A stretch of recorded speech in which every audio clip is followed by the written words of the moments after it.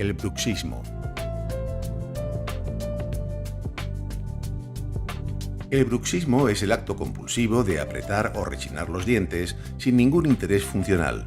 El estrés y la ansiedad son a menudo las causas más frecuentes.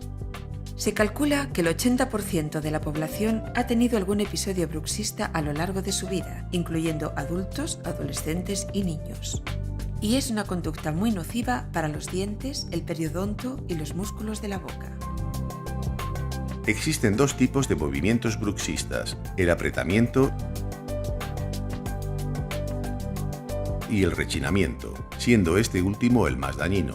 La manifestación más común del bruxismo es el desgaste de los dientes. También podrá causar sensibilidad dental y fisuras, o incluso fracturas y desprendimientos de restauraciones. Además, puede producir la pérdida de anclaje de los dientes.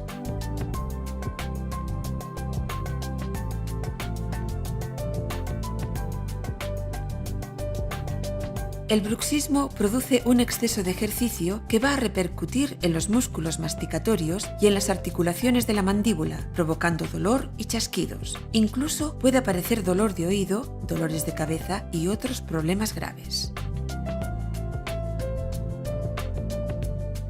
El bruxismo puede ser diurno o nocturno, siendo este último el más frecuente y que a menudo pasa desapercibido. Para evitar los efectos del bruxismo, su odontólogo le prescribirá una férula de descarga, también llamada férula oclusal o férula de relajación. La férula es un aparato generalmente de resina transparente que se interpone entre los dientes. La férula mejorará la posición de la mandíbula, evitará el desgaste y las fracturas dentales y relajará los músculos masticatorios. También protegerá a las carillas, coronas y puentes.